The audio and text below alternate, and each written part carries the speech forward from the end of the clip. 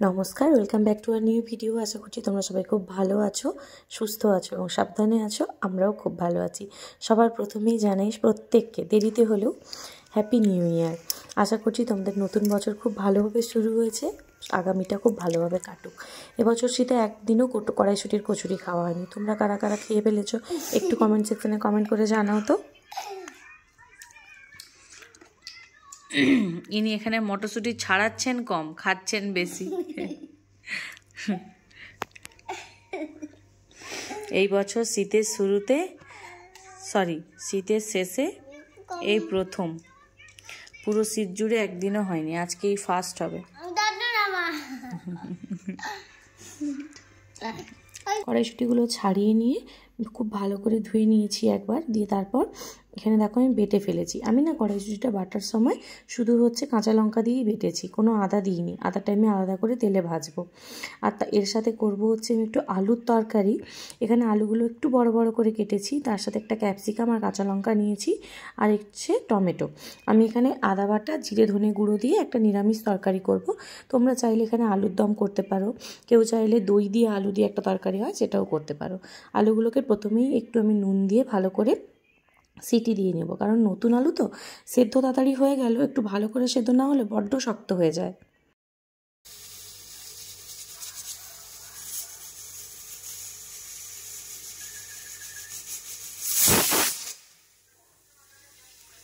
ওইদিকে আলু আমার সিটি দেওয়া হয়ে গেছে। এবার এখানে আমি আটা আর ময়দা সমান সমান নিয়েছি, মানে আমার পরিবারের জন্য 1 কাপ আটা 1 কাপ ময়দা, মানে ধরো ওই দুটো মিলিয়ে 300 গ্রাম মতো, তাহলে 150 গ্রাম আটা 150 গ্রাম ময়দা নিয়ে তারপর আমি দুটোকে খুব ভালো করে মিক্সড করে নিয়েছি। তারপর এর মধ্যে নুন, অল্প একটু চিনি দিয়েছি, একটু কালো জিরে দিয়েছি। কালো জিরেটা না দেওয়ার আগে একটু হাতের মধ্যে ডলে তারপর দিয়েছি। আর এটার মধ্যে তোমরা চাইলে কেউ ঘি গরম করে দিতে পারো, তাতে আরও ভালো হয়। আর আমি আটা নিয়েছি এই জন্য, আমি না শুধু ময়দার লুচি বলো, কচুরি বলো বা হিঙের কচুরি বলো, আমি ঠিক বেলতে পারি না, আমার খুব অসুবিধা হয়, সেই জন্য আমি আটা নিয়েছি। তো যাই হোক, তারপর মাঝখানটা একটু গর্ত মতো করে সাদা তেল দিয়ে খুব ভালো করে এটা মিশিয়ে নিব। এখানে ময়দা নিমকি ভাজার মতো অত ভালো করে তো ময়াম দিতে হয় না, তোমরা সবাই জানো, তাও একবার বলছি। তো যাই হোক, আমি ভালো করে পুরো তেলটা একটু ভালো করে মিশিয়ে নিয়ে তারপর উষ্ণ গরম জল দিয়ে আস্তে আস্তে করে ডোটা মেখে ফেলেছি। ডোটা মাখার পর ওপর থেকে একটুখানি তেল দিয়ে এটা এখন 0.5 ঘন্টা 45 মিনিট মতো আমি রেস্টে একটু রেখে দেবো, তাতে করে সব জিনিসগুলো নিজেদের মতো আস্তে আস্তে সেট হয়ে যাবে। আর ময়দা এমন মাখতে হয়, আটা বা ময়দা, যেটা মাখার পর হাতে একদম লেগে থাকবে না। আমি দেখালাম আমার হাতে একদমই লেগে নেই। তো চলো এটাকে এখন ঢাকা দিয়ে আমি কিছুক্ষণ রেখে দিই। এটা রেখে দিয়ে এখন আমি আলুর তরকারিটা বানিয়ে নিই। মেয়ে আমার বেশ বড় হয়ে গেছে, যেটা আমি বুঝতেই পারছি। আস্তে আস্তে না হাতে হাতে অনেকগুলো কাজ এখন করে দেয়। যেমন আজকে কড়াইশুঁটি ছাড়ালো, ঠিক সেরকমই শুকনো জামা কাপড় তুলে আনতে পারে। ক্লিপ দেওয়া থাকলে অবশ্য পারে না, কিন্তু যদি এমনি থাকে সেগুলো তুলে আনতে পারে। বাইরে রোদে যদি মাদুর বিছিয়ে দিই, তার মধ্যে নিয়ে গিয়ে বিছানা রোদ দিতে বললে 2-1টা বালিশ নিয়ে গিয়ে দিতে পারে এবং তুলেও আনতে পারে। তো যাই হোক, ভালোই লাগে, মা আমি দুজনে একসাথে আস্তে আস্তে করছি। এই জন্যই বোধহয় আজকালকার আমরা প্রত্যেকটা মারা আগে একটা কন্যা সন্তান চাই, তাই না? যাই হোক, সন্তান তো সবাই সমান, তাও আমার সব দিনই ইচ্ছে ছিল আমার একটা যেন কোলালো করে মেয়ে আসে, আর ভগবান সেই ইচ্ছে আমার পূর্ণ করেছে। এটা আমার সত্যিই, তার জন্য ভগবানের কাছে সত্যিই ধন্য। তো যাই হোক, বেশি কথা বলে লাভ নেই। কড়া বসিয়ে প্রথমে একটু সর্ষের তেল দিয়েছি, ওই 4 থেকে 5 চামচ মতো দিয়ে, তারপর তেলটা গরম হয়ে যাওয়ার পর ওর মধ্যে একটু জিরে ফোড়ন দিয়েছি। জিরে ফোড়ন দিয়ে জিরেটা একটু ভাজা হয়ে যাওয়ার পর ক্যাপসিকাম আর লঙ্কা যে কুচিটা রেখেছিলাম ওইটা দিয়ে দিয়েছি। এটা না কোনো রেসিপি নয়, ক্যাপসিকামটা আমার বাড়িতে অনেকদিন পড়েছিল, পড়ে শুকনো হচ্ছিল, সেই জন্য আমি ক্যাপসিকামটা দিয়ে দিলাম। চাইলে এটা শুধু আলু দিয়েও করা যায়, চাইলে কেউ এটার সাথে মটরশুঁটিও দিতে পারে। যেহেতু আমি মটরশুঁটির কচুরি করছি, সেই জন্য আলাদা করে আর মটরশুঁটিটা অ্যাড করলাম না, নাহলে মটরশুঁটিও দেওয়া যায়। তারপর টমেটোগুলো দিয়ে একটুখানি নেড়ে সেদ্ধ আলুটাও দিয়ে দিলাম, দিয়ে সবগুলোর সাথে খুব ভালো করে মিশিয়ে নিয়ে এবারে প্রথমে একটু নুন, যেহেতু নুন দিয়ে আলুটা সেদ্ধ করেছি সেই জন্য নুনটা একটু বুঝেই দিলাম। তারপর একটু হলুদ গুঁড়ো, একটু লঙ্কার গুঁড়ো, একটু জিরের গুঁড়ো, একটু ধনের গুঁড়ো দিয়ে ব্যাস ভালো করে মিশিয়ে নেব। আমি একটু আদাও দিয়েছি, আদা বাটা। আদা আমি সবসময় একটু বেশি করেই বেটে রাখি, কারণ একটু চা করতে বা কোনো সময় ইচ্ছে হয় না হয়তো, বিশেষ করে নিরামিষ পদগুলোর জন্য আমি বিশেষ করে আদাটা একটু ভালো করে মানে আগে থেকেই বেটে রেখে দিই। তো যাই হোক, সমস্ত কিছু দিয়ে এটার মধ্যে একটু উষ্ণ গরম জল দিয়ে ভালো করে সব কিছু মিশিয়ে নেব। এটা না শুধু নর্মাল কালো জিরে কাঁচা লঙ্কা দিয়ে যে আলুর তরকারি হয় সেটা দিয়েও ভালো লাগে। অনেকে তো কচুরি মাংস দিয়েও খেতে পছন্দ করে, যা যেটা দিয়ে ইচ্ছা সে সেটা দিয়ে খেতে পারে। তবে আমার সেরকম কিছুই না, আমার ইচ্ছে হলো আজকে নিরামিষ একটা তরকারির সাথে খাবো, সেই জন্য সব কিছু ভালো করে মিশিয়ে ঢাকা দিয়ে রেখে দিয়েছি। আর যে কোনো তরকারিতে বা আটা ময়দা মাখার সময় একটু উষ্ণ গরম জল দিয়ে মেখে দেখবে, খুব ভালো হয়। আমি মাঝে মাঝে বলছি কেন, আমি প্রায় বেশিরভাগ সব তরকারিতেই চেষ্টা করি গরম জল দেওয়ার, আর আটা ময়দা মাখার সময় অতি অবশ্যই একটু উষ্ণ গরম জল দিয়ে মাখার। যাই হোক, খুব বেশি জলটাতে দেবো না, আলু তো আমার সেদ্ধ হয়েই আছে। একটুখানি মানে পরিমাণ মতোই দিয়েছি, একটু জাস্ট গ্রেভি হবে আর নামিয়ে নেব। আর এটা হচ্ছে কাসৌরি মেথি। কাসৌরি মেথি দোকান থেকে আনার পর আমি প্রথমেই ওটাকে ড্রাই রোস্ট করেই রাখি, একটা শুকনো খোলার মধ্যে নাড়িয়ে একটা কৌটোর মধ্যে ঢুকিয়ে রেখে দিই। ওইটা ওপর থেকে দিয়ে দিলাম, দিয়ে ব্যাস আর বেশিক্ষণ ফোটানোর দরকার নেই, একটু নাড়াচাড়া করে ঢাকা দিয়ে এটাকে রেখে দিতে হবে। এদিকে তরকারিটা আমার প্রায় হয়েই গেল, 15-20 মিনিটেই এরকম একটা চটজলদি তরকারি তৈরি হয়ে যায়। এরপর ওইদিকে হচ্ছে কচুরির জন্য যে পুরটা বানাবো সেইটা তৈরি করে নিচ্ছি। তার জন্য আমি কড়াইতে সর্ষের তেলই দিয়েছি, আর এর মধ্যে দিলাম একটুখানি হাফ চামচেরও কম, 1 পিঞ্চও নয়, আবার হাফ চামচের থেকে একটু কম হিং। তার মধ্যে আবার 1 চামচ মতো আদা বাটা দিয়ে এবার যে আমি ওই মটরশুঁটির যে পেস্ট করে রেখেছি ওইটা দিয়ে দেবো।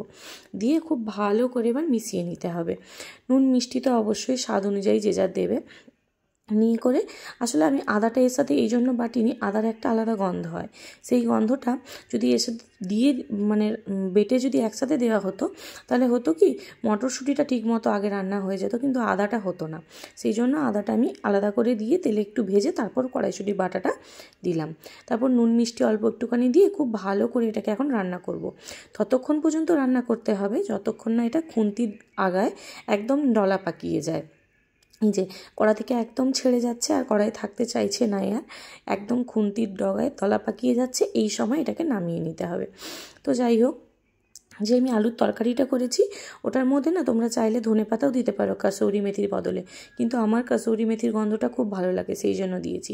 পুর আমার এখানে রেডি, ঠান্ডাও হয়ে গেছে। এখানে আমি লেচিও কেটে ফেলেছি, ওই 10টা মতো হয়েছে, 4টা আমার, 4টা সুদীপ্ত, 4টা হচ্ছে বিন্দির।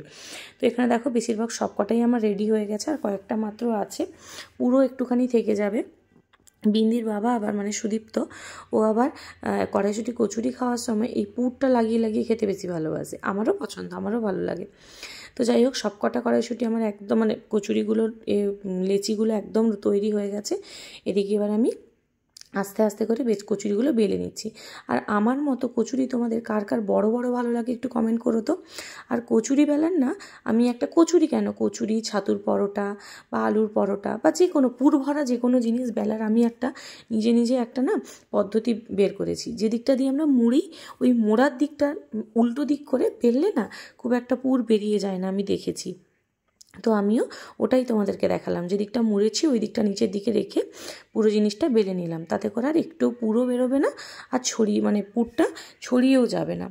যাই হোক, সমস্ত কটা একসাথে বেলবো না, কয়েকটা প্রথমে আগে বেলে নিই। ওইদিকে প্রায় বেজেও গেছে রাত্রি 9:30 মতো, বিন্দি খেতেও চাইছে, তো আগে কয়েকটা বেলে নিয়ে ভেজে নিয়ে ওকে দিই, তারপর বাকিগুলো বেলে আস্তে আস্তে ভাজবো। এমন কিছু নয়, মাত্র 10টা, ও দেখতে হয়ে যাবে।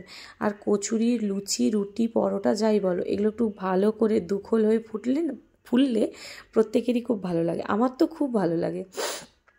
যাই হোক, আমার এখানে কচুরি অলরেডি ভাজা স্টার্ট হয়ে গেছে। এখানে দেখো কচুরিটা একদম মানে ফুলকো হয়েছে, একদম ফুলে উঠেছে, আর খেতেও না সত্যি বলছি অপূর্ব হয়েছিল, দারুণ হয়েছিল।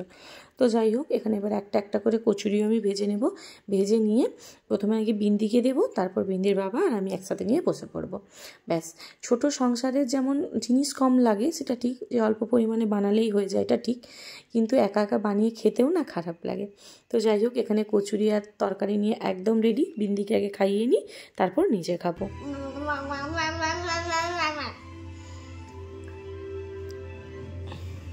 তাড়াতাড়ি খেয়ে বলো কেমন মাছটা সরাও।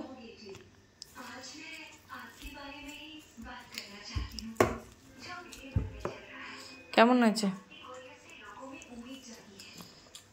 বলো, কেমন হয়েছে বলো,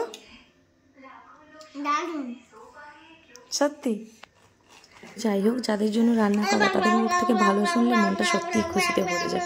আজকাল বিন্দির বাবা কোনটাতে কি ভালো বলছে সেটার থেকেও বেশি বিন্দি কতটা ভালো বলছে সেটা শুনলে না আরও বেশি ভালো লাগে। তাহলে চলো আজকের মতো ভিডিওটা এই পর্যন্তই রাখছি। ভালো লাগলে অবশ্যই লাইক করবে, কমেন্ট করবে, আর যারা ইউটিউব থেকে দেখছো তারা আমার চ্যানেলটাকে সাবস্ক্রাইব করবে। Tata, bye, good night.